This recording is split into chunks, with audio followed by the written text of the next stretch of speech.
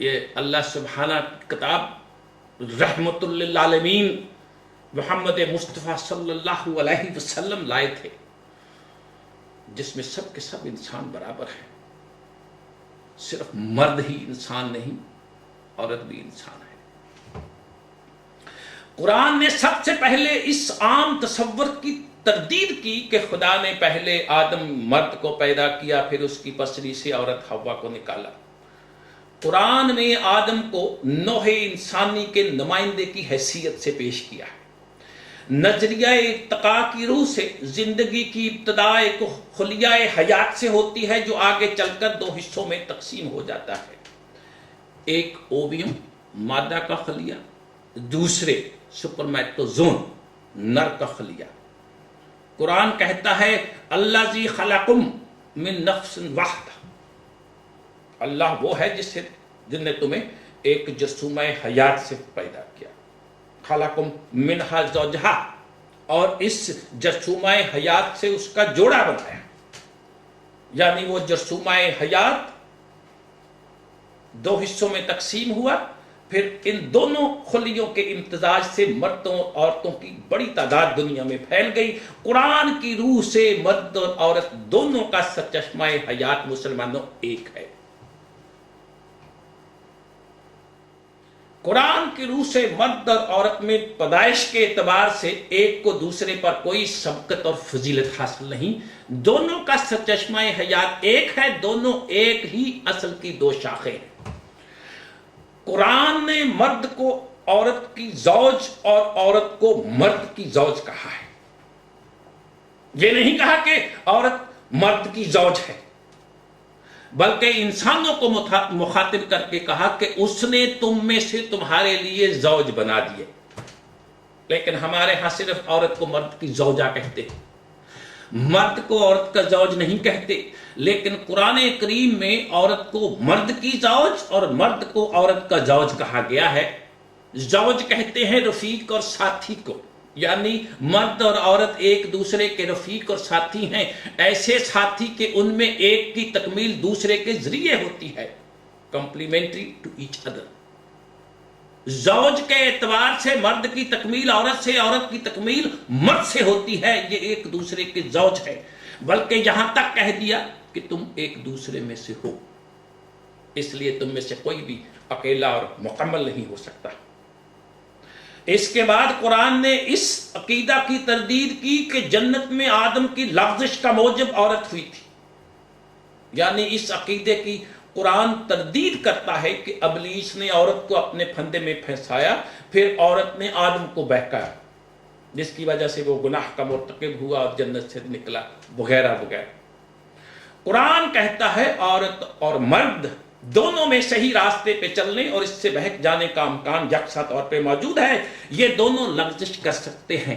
اس لیے یہ سمجھنا کہ دنیا میں گناہ کی ذمہ دار عورت ہے، مرد بالکل معصوم ہے۔ پھر قرآن کہتا ہے کہ مرد اور عورت دونوں میں یکساں طور پر قانون کی پابندی اور قانون شکنی کی صلاحیتیں موجود ہیں، غلط فیصلوں کا امکان دونوں میں یکساں طور پر ہے، دونوں لغزش کھا سکتے ہیں۔ سورہ بنی اسرائیل، ہم نے آدم کو واجب التکریم بنایا ہے، اب اس سے مراد صرف مرد ہیں؟ نہیں، مرد اور عورت دونوں ہیں۔ قرآن میں بنی اسرائیل سے مراد قوم بنی اسرائیل کے صرف مرد نہیں، عورتیں اور مرد سب شامل ہیں۔ اسی طرح جب قرآن نے کہا کہ ہم نے انسان کو فی احسن تقویم پیدا کیا ہے، یعنی حسن کارانہ توازن کو لیے ہوئے، تو اس میں مرد اور عورت دونوں شامل ہیں۔ قرآن کا مخاطب مسلمانوں انسان سے ہوتا ہے، صرف مردوں سے نہیں۔ یہ انسانی زندگی میں جو ہم ناہمواریاں دیکھ رہے ہیں، یہ جو ناہمواریاں ہمیں نظر آ رہی ہیں، ان کی بنیادی وجہ یہ ہے کہ مرد نے اپنے آدھے حصے کو ہی پورا انسان سمجھ رکھا ہے، جس سے نہ تو زندگی کا کوئی نقشہ مکمل ہوتا ہے، نہ ہی اسے توازن نصیب ہوتا ہے، بلکہ اس مرد کی اس حماقت کو تو دیکھیے، اس سے بھی آگے بڑھتی ہے۔ یعنی جس آدھے حصے کو مرد نے الانسان سمجھ رکھا ہے، اس میں بھی اس قدر طبقاتی تقسیم کر دی ہے کہ اس کے 99% حصے کو انسان کی صف سے الگ کر رکھا ہے، اور انسان تصور کیا ہوا ہے فقط اس قلیل سے حصے کو جسے اس نے اپنے خود ساختہ معیاروں کے مطابق اوپر کا طبقہ قرار دے رکھا ہے، جس میں نہ فکر انسانی کے نمائندے کی تخصیص ہے، نہ مذہبی نمائندے کے ترجمان کی تمیز۔ ارے قرآن کہتا ہے تم کائنات کے اس توازن میں غور تو کرو، ہر جگہ تقسیم کار کا اصول کار فرما ہے۔ سورج کا کام حرارت پہنچانا، پانی کا کام ٹھنڈک اور نمی دینا، مٹی کی الگ خصوصیات ہیں، لیکن بیج کی نشو و نما ان تمام مختلف اور متفرق قوتوں کے ملنے سے ہوتی ہے، امتزاج سے ہوتی ہے۔ اس امتزاج میں ہر قوت کا اپنا اپنا حصہ ہے، اپنا اپنا فریضہ ہے۔ تو اس تقسیم کار میں کسی ایک قوت کو دوسری قوت پر کوئی فضیلت حاصل نہیں، یہ ہے ان کا صحیح مقام۔ لیکن اگر ان میں سے حرارت یہ سمجھ لے کہ میں پانی سے افضل ہوں کیونکہ میں یہ کام کر سکتی ہوں جو پانی نہیں کر سکتا، تو یہ اس کی حماقت ہے۔ بالکل اسی طرح انسانی دنیا میں مرد اور عورت میں بہت سی چیزیں مشترک ہیں، لیکن کچھ خصوصیات ایسی ہیں جو ایک میں ہیں تو دوسرے میں نہیں۔ قانون کائنات کے مطابق یہاں بھی ایک کی خصوصیات کی کمی دوسرے کی رفاقت سے پوری ہوتی ہے۔ اسی بنا پر قرآن نے مرد اور عورت کے باہمی تعلق کے متعلق سورہ الروم آیت 21 میں فرمایا، اللہ نے تم میں باہمی مودت اور رحمت پیدا کی ہے۔ مسلمانوں، اس میں لفظ مودت اور رحمت کے الفاظ غور طلب ہیں۔ مودت کے عام معنی تو کشش اور محبت کے ہیں، لیکن ود کہتے ہیں اس میل کو جس سے دو چیزیں اس طرح آپس میں جڑ جائیں کہ ایک دوسرے کی تقویت کا باعث بن جائے۔ یہ ہے عورت اور مرد کا تعلق۔ اسی بنا پر کسی شے کی صلاحیت کے کامل مظاہرے کو مدت کہتے ہیں۔ دوسرا لفظ رحمت، جس کے معنی ہے سمانی پرورش کے، لہذا اس کا مطلب یہ ہوا کہ مرد اور عورت کی باہمی رفاقت سے ایک دوسرے کی صلاحیتیں نشو و نما پاتی ہیں اور توازن پذیر ہوتی ہیں۔ لہذا مرد اور عورت کے اس طرح گہرے پیوست ہونے کو قرآن نے ایک دوسری جگہ لباس سے بھی تشبیہ کی ہے۔ سورہ بقرہ آیت 187، تم ایک دوسرے کے لیے بمنزلہ لباس کے ہو جس کا بدن کے ساتھ پورا پورا اختلاط ہوتا ہے۔ اب مرد کا یہ سمجھنا کہ میں عورت سے افضل ہوں ایک خود ساختہ پندار ہے جس کا قانون کائنات کی میزان میں کوئی وزن نہیں۔ مسلمانوں، عورت کو حیاتیاتی بیالوجیکل طور پر ایسا بنایا گیا ہے کہ اس میں بچے کی تولید اور پرورش کے لیے ایسی خصوصیات ہیں جن سے مرد محروم ہے۔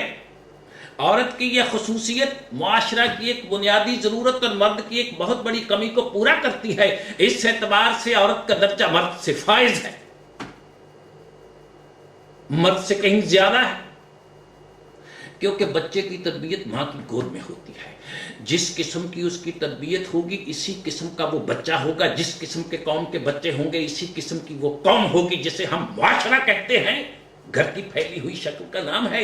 صبح کے وقت گھر پھیل کر معاشرہ بن جاتا ہے، رات کو معاشرہ سمٹ کر گھروں میں محدود ہو جاتا ہے۔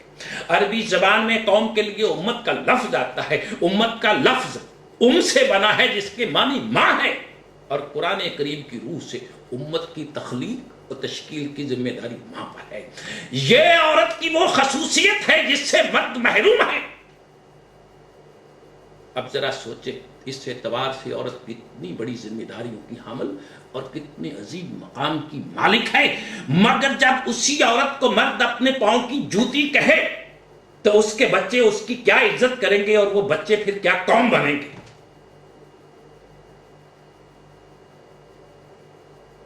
عورت کی زندگی کا بیشتر حصہ اپنی گھریلو ضروریات میں، مصروفیات میں خرچ ہو جاتا ہے، اور اس طرح وہ طبعی طور پر فزیکلی اس قابل نہیں ہوتی کہ زندگی کے ان شعبوں میں جن میں گھر سے باہر رہ کر کام کاج کر کے محنت اور مشقت کی جس میں ضرورت ہوتی ہے اس میں حصہ لے سکے. اس سے معاشرے میں ایک کمی واقع ہوتی ہے. اس کمی کو مرد پورا کرتا ہے. وہ اپنا پورا وقت وسائل رزق اور وسائل پرورش بڑھانے میں صرف کرتا ہے. اسی کو تو اکتساب رزق کہتے ہیں.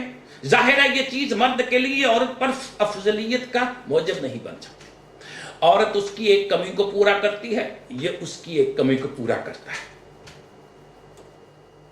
یا یوں سمجھو عورت ایک طرف سے معاشرہ میں اضافہ کا موجب بنتی ہے, مرد دوسری طرف سے.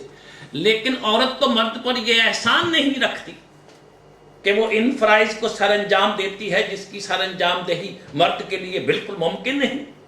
بالکل اسی طرح مرد بھی عورت پر یہ کہہ کر تحکم نہیں جما سکتا کہ وہ کماتا ہے. مسلمانوں, انسانیت کی تمام صلاحیتیں مردوں اور عورتوں میں برابر موجود ہیں. ایک کو ایک جوہد سے افضلیت حاصل ہے تو دوسرے کو دوسری جوہد سے. سورہ النساء آیت 34 اللہ سبحانہ فرماتے ہیں اللہ نے ایک کو دوسرے پر مختلف خصوصیات کی روح سے افضلیت دی ہے.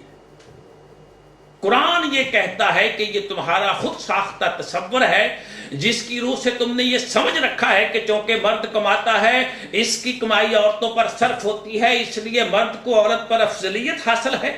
اگر یہ اصول سے ہی مان لیا جائے کہ کمانے والوں کو کھانے والوں پر افضلیت ہوتی ہے تو بڑے بڑے مدبرین, مفکرین اور ایجادات کرنے والوں پر, کاشتکاروں کو ہمیشہ افضلیت ہونی چاہیے. میدان جنگ میں لڑنے والے شہداء اور مجاہدین کا درجہ مزدور سے کمتر ہونا چاہیے کیونکہ مفکر, مدبر, سپاہی اناج تو پیدا ہی نہیں کرتے.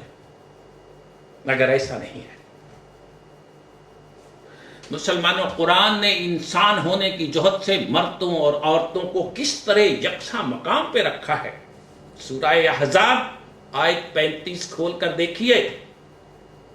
ارشاد ہوتا ہے اسلامی معاشرہ کے مردوں اور عورتوں دونوں کی خصوصیات یہ ہونی چاہیے کہ وہ قوانین خداوندی کے سامنے سر تسلیم خم کریں, ان قوانین کی اطاعت کریں, ان کی صداقت اور ان کے نتیجہ پر ایمان رکھیں. مردوں اور عورتوں کی صلاحیت یہ ہونی چاہیے